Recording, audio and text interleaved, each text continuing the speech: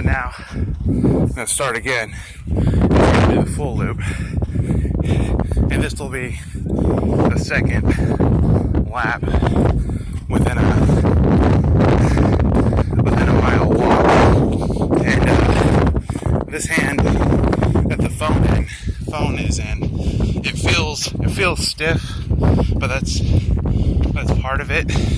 Eventually it will release itself. And initially you feel the pain, not in the muscles, but on the joints. And that's why you gotta start with a weight that you can scale to, because the muscles can handle quite a bit of weight, but the joints themselves are a different story. I'm not too sure about the mechanics of joints, but you need to slowly build those up just like any other part of your body. So you want to choose a weight that you're comfortable with and that you can handle with a walk.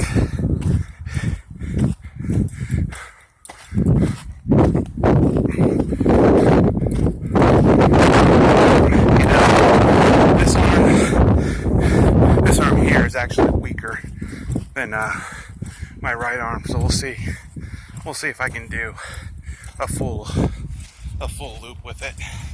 We'll find out. You know, I personally don't watch a lot of TV, but I had my family over yesterday, and they were just doing their thing. It's no big deal. I'm happy to have them around. And my cousin's watching this show called Switched at Birth, and just like any show targeted at a young demographic, it's pretty corny, but they had a cool premise on there. I thought it was cool, where I don't know if the actors themselves were deaf, but when they talk to each other, they do it in sign language.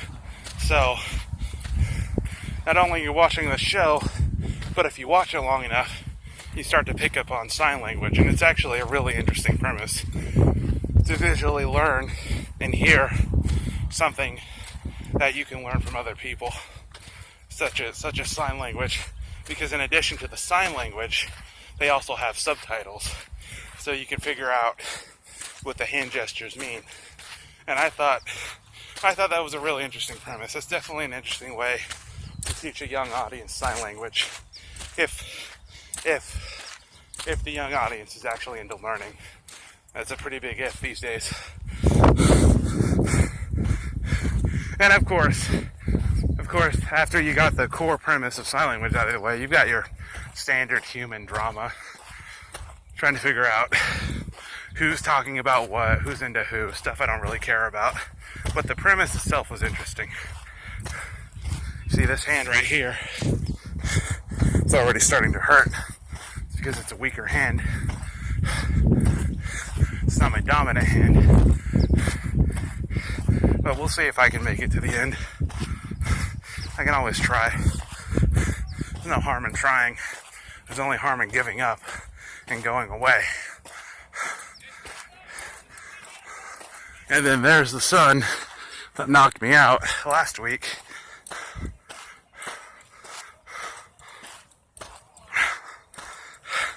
It's starting to warm up here. I usually try not to do this at noon. Try to do it early in the morning or late in the day.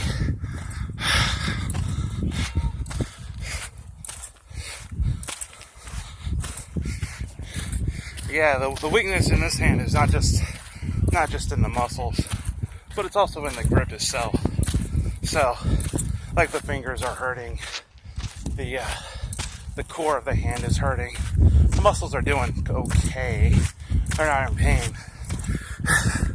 Probably from sitting down and playing so much damn video games every year. Video games don't actually help you physically. They might help you mentally a little bit, but not physically. And I'm almost there. So we'll see if I can make it. Again, just a little bit of discomfort.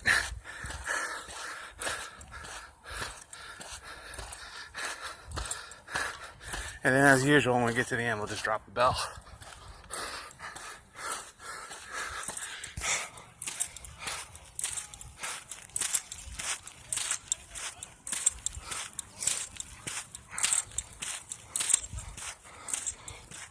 And it takes a little while to build up to this.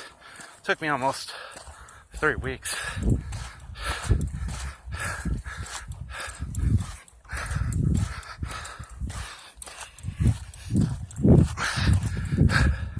One of the issues I run into that once you start sweating, it becomes harder to hold the bell because your hands become sweaty. So that's just one of the things. There's the line right there. I was able to make it.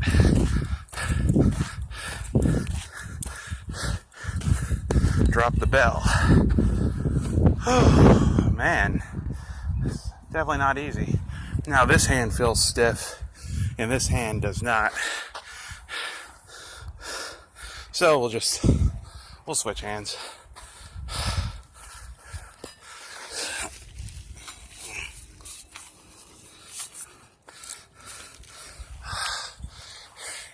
And we'll keep walking.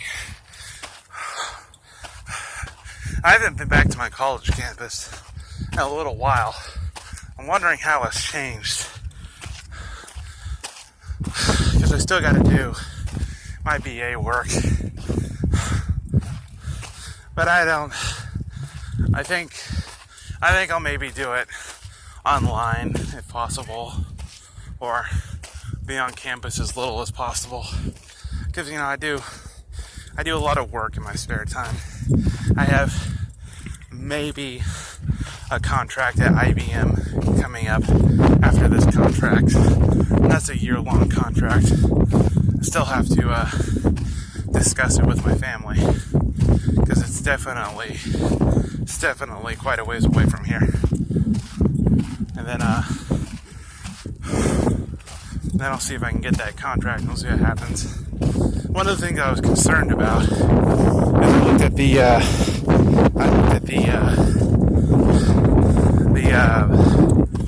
skill sets that we're looking for, and it was just like only a quarter of things that people are actually looking for.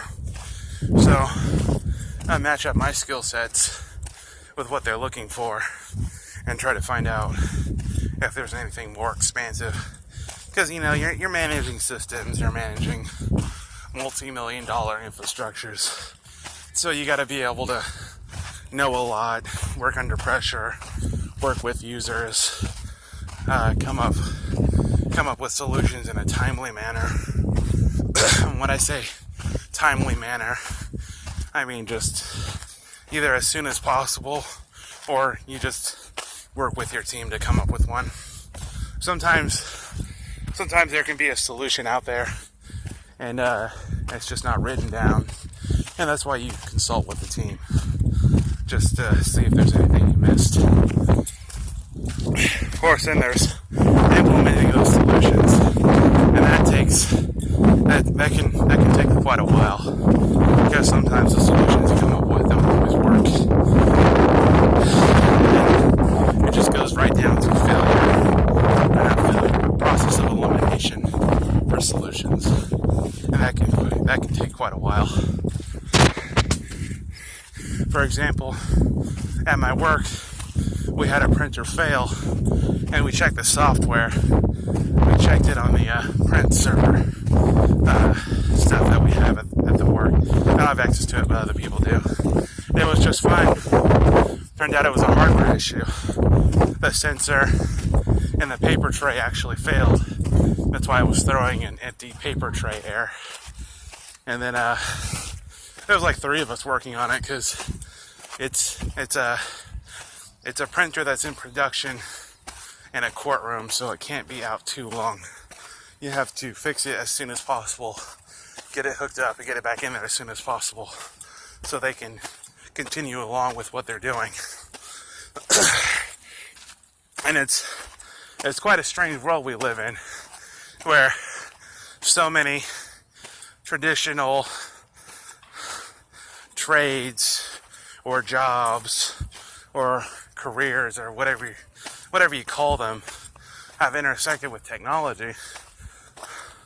So another example is I went to assist a judge with a printing issue, but I personally don't have clearance to look at the information they look at. So I got in there and I assisted them as best as I could. And then I just looked away because it's like you don't really want to take responsibility for anything that they know or that they're supposed to know. And that's just a personal thing with protecting yourself and keeping in compliance with the company, because it's just like you don't want any unintended consequences. Like sure, you get the information to print correctly so it doesn't print symbols, but you don't want to go through it thoroughly or look at it. It's not really your problem. Your problem is keeping the technology and production going. That's the primary issue. And then I want to say, along with the primary, keeping the users happy. That's also a primary.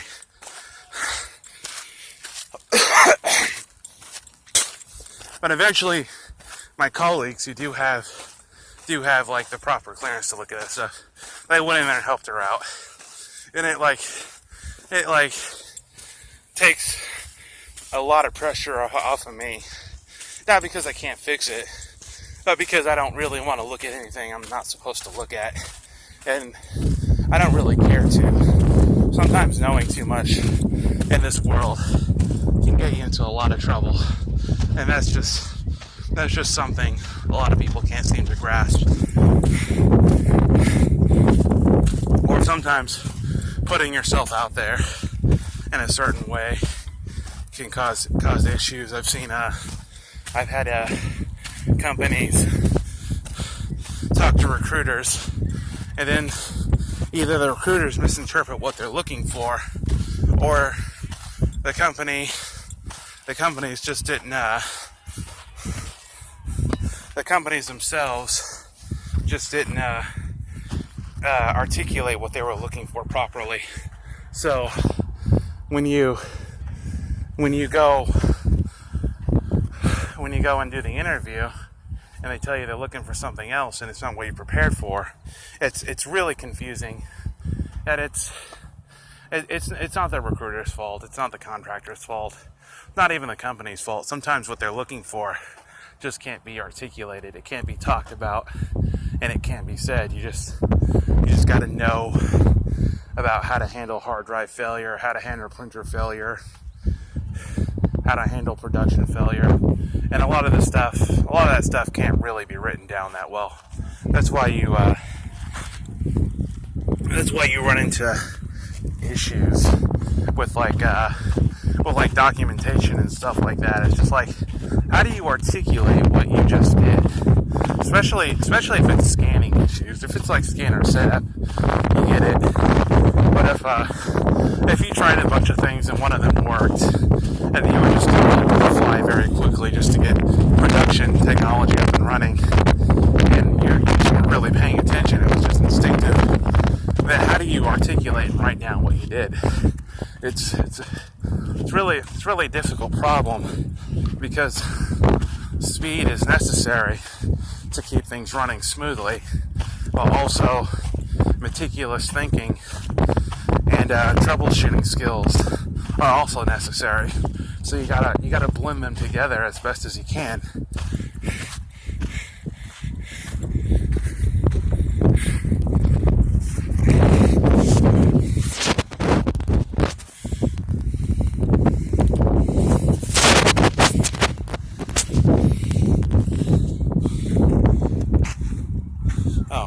I thought it stopped.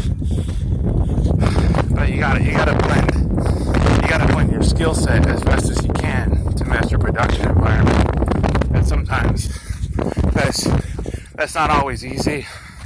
It's not always expected of you, or you're not always told what's expected of you. Somehow you just have to know, and that's where asking questions comes in. And I've been in environments where they make changes in the background, and I'm coming on duty myself, just by myself, and there was no documentation about it, and nothing was said. And then you're dealing with angry users wondering why they can't work. And it's really nobody's fault. It's just like at the end of the day, when you're done, you're done. Just kind of want to put it behind you.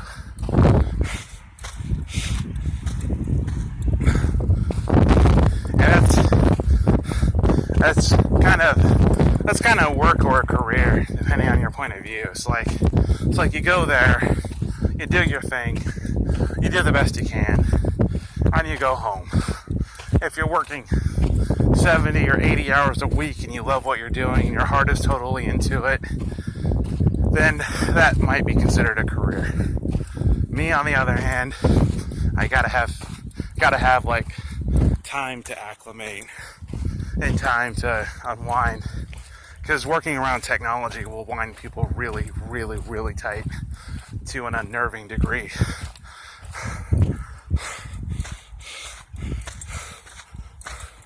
I think, so I did 1, 2. Oh, okay. This is my third. This is my third loop, and then the next one will be the last one, and then that'll be the end of the vlog for the day. I'll just finish up and go home. Oh, this video is coming on 20 minutes. I'm glad I was able to acclimate to walk a loop with just one hand, because it's kind of difficult to switch hands with the kettlebell on the phone. Let's see, I think I can only record 20 minutes at a time.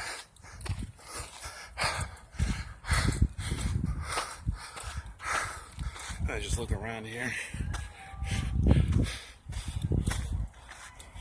We got people playing baseball over there. That's what that's about in the background. They've invited me to play baseball with them. I think I actually might take them up on that.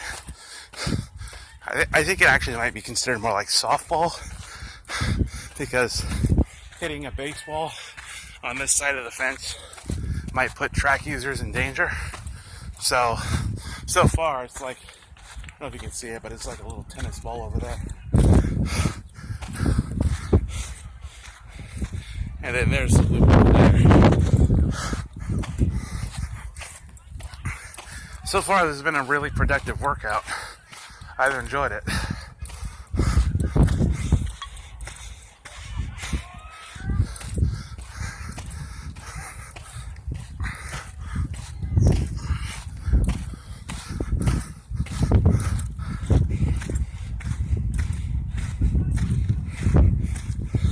Yeah, there's a little bit of pain on this hand right here because it's a little weaker, but it's acclimated okay. Like, now I feel the pain right here as to back there when I started.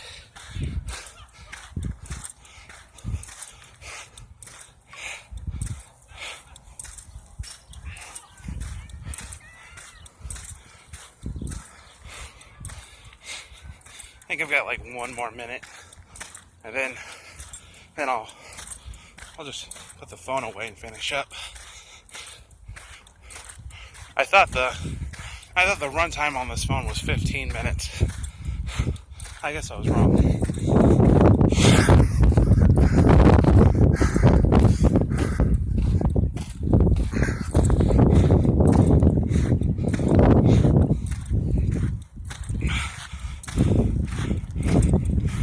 There's the line. So I've got 1 more lap to do.